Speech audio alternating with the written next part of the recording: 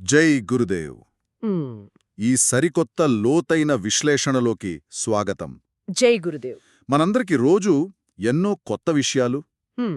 తెలుసుకోవాలనే ఆసక్తి ఉంటుంది కదా. హ్మ్. సరిగ్గా అలాంటి ఒక అద్భుతమైన మన ఆలోచనా విధానాన్నే పూర్తిగా మార్చేసే అంశాన్ని ఈరోజు మనం అన్వేషించబోతున్నాం. అవును, చాలా ఇంట్రెస్టింగ్ టాపిక్ ఇది. ఆనంద ఋషి ఫౌండేషన్ వారి సౌజన్యంతో హ్మ్. విజయానంద్ గురూజీ బోధనల ఆధారంగా రూపొందించిన Paramaguru the journey to causeless bliss అనే ఒక అత్యంత ఆసక్తికరమైన మూల గ్రంథంలోని ముఖ్యాంశాలను మనం ఈరోజు చర్చిద్దాం. కరెక్ట్.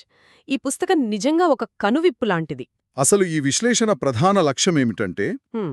నిజమైన ఆనందమంటే ఏమిటి? హ్మ్. ప్రతిరోజు మనం ఆనందం కోసమే కదా పరుగులు తీస్తున్నాం. హ్మ్. మరి ప్రపంచంలో 98% మంది ఎందుకు ఆనందంగా లేరు? చాలా వ్యాలిడ్ పాయింట్ ఇది. అన్నింటికీ మించి హ్మ్. ఎలాంటి కారణం లేని ఒక స్వచ్ఛమైన ఆనందాన్ని, అంటే బ్రహ్మానందాన్ని చేరుకోవడం ఎలా అనే విషయాలను అర్థం చేసుకోవడమే మన ఉద్దేశం. సరే, దీన్ని విడమర్చి చూద్దాం. వెళ్తున్నాం, ఎందుకు వెళ్తున్నాం అనే విషయాలను ఈ మూల గ్రంథం చాలా సూటిగా, స్పష్టంగా ప్రశ్నిస్తుంది. నిజమే. విజయానంద్ గురూజీ బోధనలు అంటే అవి కేవలం చదువుకుని వదిలేసే సిద్ధాంతాలు కావు. అవి దైనందిన జీవితంలో మనం ప్రతిక్షణం ఎదుర్కొనే వాస్తవాలు. ముఖ్యంగా ఈ ఆధునిక సమాజంలో మనందరికీ ఇవి ఒక కొత్త దృక్పథాన్ని ఇస్తాయని నేను బలంగా నమ్ముతున్నాను. అవును, ఈ గ్రంథం ప్రారంభంలోనే ఒక అద్భుతమైన సూటి ప్రశ్న మన ముందుకొస్తుంది. అదేంటంటే, హ్మ్. సాధారణంగా పిల్లలు ఎవరిని ఆదర్శంగా తీసుకోవాలి అని ఎవరైనా అడిగితే మనం వెంటనే ఏమంటాం? సచిన్ టెండూల్కర్ అనో అబ్దుల్ కలాం అనో చెబుతాం. ఎగ్జాక్ట్లీ. సచిన్ టెండూల్కర్, ఏపీజే అబ్దుల్ కలాం లేదా స్వామి వివేకానంద పేర్లో చెప్తాము కదా. కానీ ఎప్పుడైనా మన సొంత ఫోటో వాళ్ళకు చూపించి నాలాగా బతుకు అని మన పిల్లలకు ధైర్యంగా చెప్పగలమా? అది చాలా కష్టమైన ప్రశ్న. ఈ ప్రశ్న చదివిన వెంటనే నాకు ఒక్కసారిగా మైండ్ బ్లాక్ అయింది. నిజమే కదా, మన జీవితాన్ని మనం ఎందుకు ఆదర్శంగా చూపించుకోలేకపోతున్నాం అని గట్టిగా అనిపించింది. ఆ ప్రశ్న ఎంత సూటిగా ఉందో ఆ, అంత లోతుగా కూడా ఉంది. అది మనల్ని మనం అంతర్గతంగా ఆత్మవిమర్శ చేసుకునేలా చేస్తుంది. అవును. ఇక్కడ అర్థం చేసుకోవాల్సిన ముఖ్యమైన విషయమేమిటంటే వాస్తవాన్ని అంగీకరించడం. దీన్నే పుస్తకంలో పరమగురు ట్రాన్స్మిషన్ పొందడానికి అవసరమైన తొలి మెట్టుగా చెప్పారు. ఒక్క నిమిషం, ఇక్కడొక చిన్న సందేహం. ఈ పరమగురు ట్రాన్స్మిషన్ అనే పదం వినడానికి కొంచెం టెక్నికల్గా లేదా ఆధ్యాత్మికంగా భారంగా అనిపిస్తోంది. అసలు దీని అర్థమేమిటి? చాలా మంచి ప్రశ్న. పరమగురు ట్రాన్స్మిషన్ అంటే ఏదో మాయాజాలం లేదా అతీంద్రియ శక్తి కాదు. ఓకే. అది ఒక ఉన్నతమైన జ్ఞాన బదిలీ. ఒక గురువు నుండే శిష్యుడికి ఆ స్వచ్ఛమైన జ్ఞానం, ఆ శక్తి బదిలీ అవ్వడాన్నే అలా అంటారు. అయితే ఒక ఖాళీ పాత్రలో మాత్రమే మనం ఏదైనా పోయగలం కదా. అవును, నిండిన పాత్రలో పోయలేం. అలాగే ఆ ఉన్నతమైన జ్ఞానాన్ని స్వీకరించాలంటే ముందు ఒకరి ప్రస్తుత స్థితిని పూర్తిగా, ఎలాంటి దాపరికాలు లేకుండా నిజాయితీగా అర్థం చేసుకోవాలి. అంటే మన రియాలిటీని మనం యాక్సెప్ట్ చేయాలన్నమాట. కరెక్ట్. జీవితంలో మనం ఎక్కడున్నాం, మన లోపాలేంటి, మన మానసిక స్థితి ఏమిటి అనేది మనకు మనం అంగీకరించాలి. ఆ అంగీకారం నుండే అసలైన మార్పు మొదలవుతుంది. మనల్ని మనం ఆదర్శంగా చూపించుకోలేకపోతున్నాము అంటే మన ప్రస్తుత స్థితిలో ఇంకా సాధించాల్సింది, సరిచేసుకోవాల్సింది ఎంతో ఉందని గ్రహించడం చాలా ముఖ్యం. భలే చెప్పారు. ఆ వెలితిని గుర్తించడం అంటే ఒక రకంగా అద్దంలో మనల్ని మనం నిజాయితీగా చూసుకోవటం లాంటిది. అవును. ఇకపోతే అసలు మనందరి కోరికల వెనక దాగి ఉన్న ఆ ఒకే ఒక లక్ష్యమేమిటి అనేది పరిశీలిస్తే, సమాజంలో ఎవరైనా సరే ఒక ఫస్ట్ క్లాస్ ర్యాంక్ రావాలనుకుంటారు, లేదా పెద్ద సొంత ఇల్లు కట్టుకోవాలనుకుంటారు, మంచి ఆరోగ్యం కావాలనుకుంటారు. అవును, పిల్లలు స్థిరపడాలనుకుంటారు, లేదా ఒక పెద్ద హోదా ఉన్న ఉద్యోగం సాధించాలనుకుంటారు. ఇలా ఏ కోరిక తీసుకున్నా ఇదంతా ఎందుకు చేస్తున్నామని ఒకటికి రెండుసార్లు లోతుగా ప్రశ్నించుకుంటే వచ్చే అంతిమ సమాధానం ఒక్కటే: అదేంటంటే జీవితం సంతోషంగా గడిచిపోవాలి అనేది. ఆఖరికి మన పరుగు ఆరాటమంతా ఆ ఆనందం కోసమే కదా. ఇక్కడ ఆకర్షించే అంశం ఏమిటంటే మనందరి అంతిమ గమ్యం ఆ ఆనందమే అయినప్పటికీ వాస్తవ ప్రపంచంలోని గణాంకాలు చూస్తే చాలా ఆశ్చర్యం వేస్తోంది. ఏంటవి? ప్రపంచంలో కేవలం 2% మంది మాత్రమే నిజంగా ఆనందంగా, అత్యంత శక్తివంతంగా, సంపూర్ణ ఆరోగ్యంగా ఉన్నారట. కేవలం 2%? అవును. వినడానికి చాలా ఆశ్చర్యంగా ఉంది. అంటే మిగిలిన 98% మంది ఫెయిల్ అవుతున్నట్లే కదా. అవును. మరి మిగిలిన ఆ 98% మంది ఎందుకు విఫలమవుతున్నారో ఇది మనం తీవ్రంగా ఆలోచించాల్సిన విషయం. నిజమే. ప్రతి ఒక్కరూ ఆనందం కోసమే ప్రయత్నిస్తున్నప్పుడు ఇంత పెద్ద శాతం మంది ఎందుకు ఆ ఆనందాన్ని చేరుకోలేకపోతున్నారో, ఎక్కడో మనమెంచుకున్న మార్గం లేదా ఆనందం గురించి మనకున్న నిర్వచనమే తప్పు అని ఇది స్పష్టం చేస్తోంది. ఆ తప్పు ఎక్కడ జరుగుతోందో ఈ పుస్తకం చాలా స్పష్టంగా వివరిస్తోంది. మనం సాధారణంగా జీవితం అంటే సాఫీగా సాగిపోతుంది, మధ్య మధ్యలో కొన్ని సమస్యలు వస్తుంటాయి అని అనుకుంటాం. అవును, అందరూ అలాగే అనుకుంటారు. కానీ ఈ మూలగ్రంథం చెబుతున్నదేమిటంటే, జీవితంలో సమస్యలు రావడం కాదు, అసలు జీవితమే ఒక సమస్య. వావ్, ఇది చాలా పవర్ఫుల్ స్టేట్మెంట్. వినడానికి కొంచెం కఠినంగా అనిపించినా విశ్లేషించి చూస్తే ఇది ముమ్మాటికి నిజం. ఉదాహరణకు, ఉదయం 4 గంటలకు అలారం మోగగానే నిద్రలేవడం అనేది ఒక పెద్ద పోరాటం, ఒక కష్టం. అవును. ఇక రాత్రి పడుకునేటప్పుడు నిద్రలేమి అంటే ఇన్సోమ్నియాతో నిద్రలోకి జారుకోవడానికి చేసే పోరాటం మరొక సమస్య. కొన్నిసార్లైతే 10 ఏళ్ల క్రితం ఎక్కడో జరిగిన చిన్న అవమానాన్ని గుర్తు చేసుకుని మన మెదడు మనల్ని నిద్రపోనివ్వదు కదా. ఖచ్చితంగా. ఈ రెండింటి మధ్య అంటే ఉదయం నిద్రలేచినప్పటి నుండి రాత్రి పడుకునే వరకు జరిగే రోజంతా ఒక పెద్ద సమస్య అని ఇది వివరిస్తోంది. దీని చుట్టూనే మన జీవితం తిరుగుతోంది. ఆ ఉదాహరణ చాలా బావుంది. దైనందిన జీవితాన్ని ఆ కోణంలో చూడటం అనేది మన ప్రయాణంలో చాలా ముఖ్యమైన మలుపు.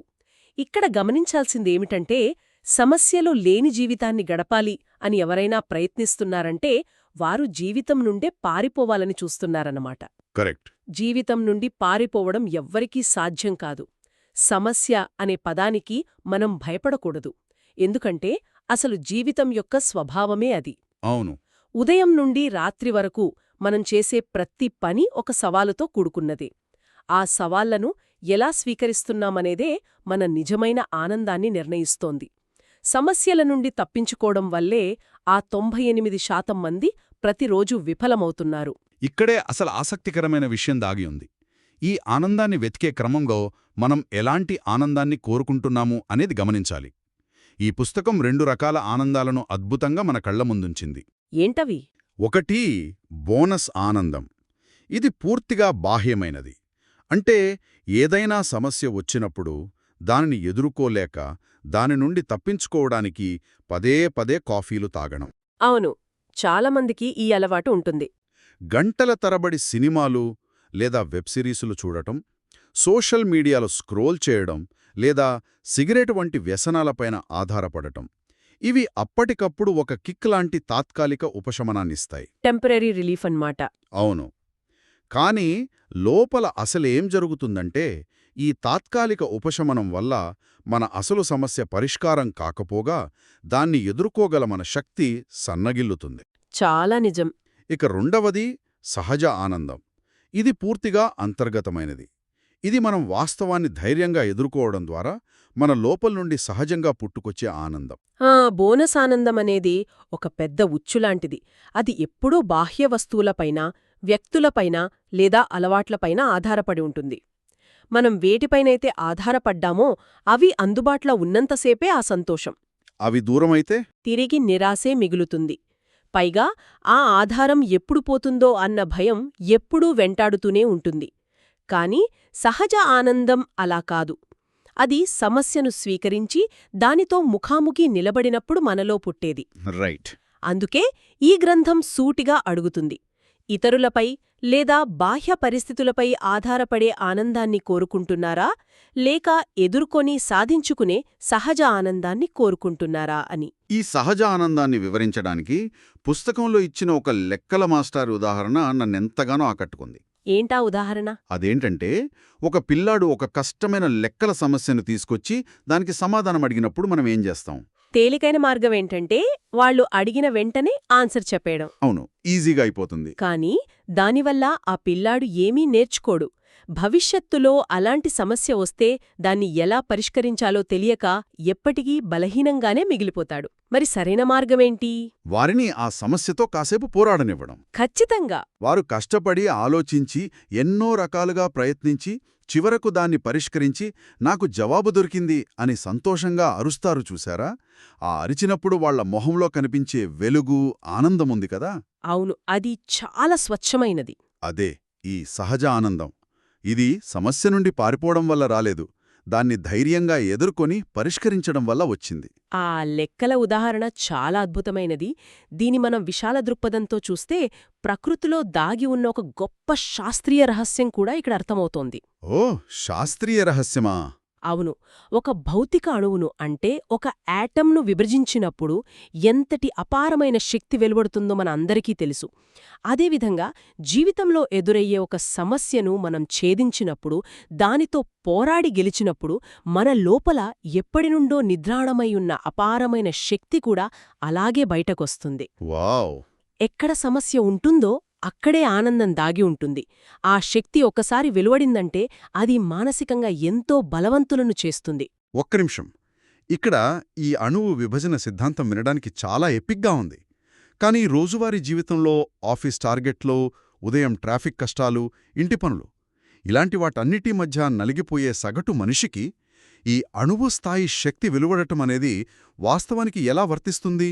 మీరడిగింది చాలా ప్రాక్టికల్ ప్రశ్న. ఇక్కడ అణువు విభజన అనేది ఒక రూపకం. మనం రోజూ ఎదుర్కొనే చిన్న చిన్న సమస్యలనే తీసుకుందాం. ఉదాహరణకు, బద్ధకాన్ని వదిలించుకుని వ్యాయామం చేయడం ఒక చిన్న సమస్య. అవునా? ప్రతిరోజు ఫేస్ చేసేదే. దాన్ని తప్పించుకుంటే ఆ రోజుకి సుఖంగా అనిపించవచ్చు. అదే బోనస్ ఆనందం. కాని ఆ బద్ధకంతో పోరాడి వ్యాయామం పూర్తి చేసిన తర్వాత వచ్చే ఒక చిన్న గెలుపు భావన ఉంది చూశారూ, అది ఒక మైక్రోడోస్ శక్తిని విడుదల చేస్తుంది. కరెక్ట్. ఆ ఫీలింగ్ చాలా బావుంటుంది. అలా ప్రతి చిన్న సమస్యను పరిష్కరిస్తున్న కొద్దీ మనలో ఆత్మవిశ్వాసం పెరుగుతుంది. మనం ఎప్పుడైతే అలా బలవంతులుగా మారతామో అప్పుడు మనకు ఎదురయ్యే సమస్యలు చాలా చిన్నవిగా కనిపిస్తాయి. సమస్యను తప్పించుకోవడమంటే ఆ శక్తిని మేల్కొల్పే అవకాశాన్ని శాశ్వతంగా వదులుకోవడమే. అర్థమైంది. అంటే ప్రతి చిన్న గెలుపు మన ఖాతాలో శక్తిని పెంచుతుందన్నమాట. ఇక ఈ ఆనంద ప్రయాణంలో ఏ దశలను దాటుతామో ఈ పుస్తకం ది అసెంట్ అనే పేరుతో ఒక పిరమిడ్ లాంటి నిర్మాణంతో స్పష్టంగా వివరించింది. అవును, ఆ పిరమిడ్ కాన్సెప్ట్ చాలా బాగుంటుంది. ఇందులో కింద నుండి పైకి 3 ముఖ్యమైన మానవ అనుభవాల అంచెలున్నాయి. మొదటిది అడుగున ఉండే సుఖం. ఇది శరీరానికి సంబంధించినది. ఫిజికల్ బాడీకి కదా? అవును, నేను చల్లటి ఏసీ గదిలో హాయిగా ఉన్నాను అని భావించే భౌతికపరమైన సౌకర్యం. రెండవది సంతోషం లేదా ఆనందం. ఇది మనసుకు సంబంధించినది. మైండ్కి సంబంధించిన సంతోషం. కరెక్ట్. ఏదైనా నిర్దిష్టమైన కారణం వల్ల మనసుకు కలిగే సంతోషమిది. అంటే అనుకున్న ఉద్యోగం వస్తేనో, లాటరీ తగిలితేనో వచ్చే ఆనందం. ఇక మూడవది అత్యున్నతమైనది, బ్రహ్మానందం. ఇక్కడే అసలు విషయం ఉంది. అవును, ఇది ఆత్మకు సంబంధించినది, కారణం లేని ఆనందం. అంటే దీనికి ఎలాంటి బాహ్య కారణాలు అవసరం లేదు. కేవలం మనం ఈ సృష్టిలో ఉనికిలో ఉన్నందుకు ఆత్మకు కలిగే స్వచ్ఛమైన ఆనందమిది. సరిగ్గా చెప్పారు. ఆ అత్యున్నతమైన బ్రహ్మానందాన్ని చేరుకునే ప్రయాణాన్నే జ్ఞానోదయ చక్రం అంటారు. ఈ పుస్తకం దీని యొక్క క్రమబద్ధమైన వృత్తంలా చూపించింది. ఆ వృత్తం ఎలా సాగుతుంది? ఇది మనం దశలవారీగా చూస్తే ఇది ముందుగా శూన్యం అంటే జీరోతో మొదలవుతుంది. అక్కడి నుండి సానుకూల ఆలోచన వైపు అడుగులేయాలి. ఆ తర్వాత యమ నియమాలు వస్తాయి. ఇక్కడే కొంచెం ఆపుతాను. ఈ యమా నియమాలు అనగానే ఏదో ప్రాచీనమైన, ఆచరించడానికి కష్టమైన పదాల్లా అనిపిస్తున్నాయి. ఆధునిక కాలంలో వీటిని ఎలా అర్థం చేసుకోవాలి? యమా నియమాలు అంటే భయపడాల్సిన అవసరం లేదు. ఇవి కేవలం వ్యక్తిగత క్రమశిక్షణకు సంబంధించినవి. డిసిప్లిన్ అన్నమాట. అవును, మనం తీసుకునే ఆహారం, మన ఆలోచనలు, మన దినచర్యలో ఒక పద్ధతిని ఏర్పరచుకోవడమన్నమాట. ఈ క్రమశిక్షణ అలవడిన తర్వాత వచ్చే దశ బాధ్యత తీసుకోవడం. మన పనులకు మనమే రెస్పాన్సిబుల్ అవ్వడం. కరెక్ట్. మన చర్యలకు మనమే బాధ్యులమని గుర్తించడం. ఈ దశలన్నీ దాటిన తర్వాతే జ్ఞానోదయం కలుగుతుంది. ఆ జ్ఞానోదయం తర్వాత వచ్చే దశే మనం ఇందాక మాట్లాడుకున్న కారణం లేని బ్రహ్మానందం. వినడానికి చాలా అద్భుతంగా ఉంది. కానీ ఆగండి, ఇక్కడ పుస్తకంలో ఒక ఆసక్తికరమైన మలుపుంది కదా. బ్రహ్మానందం తర్వాత ఎవరూ కాదు అనే దశ వస్తుందని రాశారు. అవునా? Nobody stage. ఒక మనిషి బ్రహ్మానందాన్ని అనుభవించిన తర్వాత మళ్ళీ ఎవరూ కాదు అనే శూన్యస్థితికి వెళ్లడమేమిటి? ఇది కొంచెం విరుద్ధంగా అనిపించడం లేదా? పైకి అలా అనిపించవచ్చు, కాని ఇది చాలా గంభీరమైన దశ. బ్రహ్మానందం అనుభవించేటప్పుడు కూడా నేను ఆనందాన్ని అనుభవిస్తున్నాను అనే చిన్న అహం ఉంటుంది. ఈగో అన్నమాట. అవును. ఆ నేను అనే అహంకారాన్ని కూడా వదిలేయడమే ఈ ఎవరూ కాదు అనే స్థితి. అక్కడ మనకంటూ ఒక ప్రత్యేకమైన గుర్తింపు ఉండదు. విశ్వంలో ఒక భాగమైపోతాం. అక్కడ నుండి భద్రత, దాని నుండి విశ్వాసం, ఆపై ప్రేమగుండా ప్రయాణించి చివరకు సమాధి అనే అత్యున్నత దశకు చేరుకోవడం జరుగుతుంది. అద్భుతం! ఈ పుస్తకంలో ఆ సమాధి స్థితిని 55-12 అని సూచించారు. ఈ 55-12 అనేది ఇంకొక కొత్త పదం. ఈ సంఖ్యలకు అర్థమేమిటి? ఇది ఏదైనా రహస్య కోడ్ లాంటిదా? రహస్య కోడ్ కాదు కాని అదొక సంకేతం. మనసు, శరీరం, ఆత్మ ఇవన్నీ పూర్తిగా ఒకే పౌనఃపున్యంలో, అంటే ఒకే ఫ్రీక్వెన్సీలో కలిసిపోయి పనిచేసే అత్యున్నత సమతుల్య స్థితిని ఆ సంఖ్యతో సూచించారు. ఇది ఒక నిరంతర పరిణామక్రమం. మనలో సమతుల్యత ఏ స్థాయిలో ఉందో కొలుచుకోవడానికి ఇదొక కొలమానం లాంటిది. సరే, ఇదంతా వినడానికి ఒక అద్భుతమైన థీరీలా ఉంది. కాని దీనంతటి అర్థమేమిటి? ఇదంతా కేవలం మనం చదివి వదిలేసే ఒక ఫార్ములానా? లేక ఆచరణలో నిజంగా సాధ్యపడుతుందా? ఇది వినడానికి సులుగంగానే ఉన్నా కేవలం పుస్తకం చదివినంత మాత్రాన బ్రహ్మానందం వచ్చేదు. దానికి తప్పనిసరిగా సాధన అవసరం. ఇది క్రమం తప్పకుండా జీవితంలో చేయాల్సిన సాధన. అంటే ప్రాక్టీస్. అవును. ఇందాక మనం మాట్లాడుకున్న చక్రంలోని మెట్లను ఒకేసారి కాకుండా ఒక్కొక్కటిగా ఎంతో ఓపికతో ఎక్కాలి. ఇక్కడెప్పుడూ గుర్తుంచుకోవాల్సిన విషయమేమిటంటే ఈ పుస్తకం కేవలం ఒక ఇంటర్ఫేస్ మాత్రమే. ఇంటర్ఫేస్ అంటే ఇది మార్గాన్ని చూపే ఒక పరికరం. కాని ఆ మార్గంలో నడవడానికి మనం తడబడినప్పుడు చెయ్యి పట్టుకుని దారి చూపించడానికి ఒక గురువు అవసరం. గురువే ఈ మొత్తం ప్రయాణానికి అసలైన మార్గదర్శి. నిజమే. ఒక మ్యాప్ ఉన్నంత మాత్రాన గమ్యం చేరుకోలేము. నడక మనమే సాగించాలి. ఈ లోతైన విశ్లేషణలో మనం ఎన్నో విషయాలను స్పృశించాం. అవును. ముఖ్యంగా బాహ్య విషయాలపై ఆధారపడే బోనస్ ఆనందం నుండి కారణం లేని సహజానందం వైపు ఎలా అడుగులు వేయాలో, అసలు 98% మంది ఎందుకు విఫలమవుతున్నారో చర్చించుకున్నాం. ఇదొక ముఖ్యమైన ప్రశ్నను లేవనెత్తుతుంది. దైనందిన జీవితంలో ఎదురయ్యే సమస్యలను మనం ఏ దృష్టితో చూస్తున్నామని. ఉదయం 4 గంటలకు లేవడం మొదలుకొని రాత్రి పడుకునే వరకు ప్రతి క్షణం ఎదురయ్యే సవాళ్లను ఒక భారంగా కాకుండా లోపల నిద్రాణమై ఉన్న ఆ అపారమైన శక్తిని బయటకు తీసే సాధనాలుగా ఎలా మలుచుకోవచ్చు అనేది అందరూ ఆలోచించాలి. కరెక్ట్. సమస్యల నుండి పారిపోకుండా ఎదుర్కొనే కొద్దీ మానసికంగా బలపడతాము, సహజ ఆనందాన్ని పొందుతాము. ముమ్మాటికి నిజం. ఇప్పుడు ఈ విశ్లేషణ ముగించే ముందు వినేవాళ్లందరి మెదడుకు పదును పెట్టే ఒక ప్రశ్నను వదిలివెళ్తున్నాను. మనం ఈ చర్చలో తెలుసుకున్నాం కదా, నిజమైన బ్రహ్మానందానికి ఎలాంటి కారణం అవసరం లేదు. అది జీవితంలోని సమస్యలను ధైర్యంగా ఎదుర్కొని ఎదగడం నుంచే వస్తుంది అని. అవును. మరిప్పుడు ఆలోచించండి.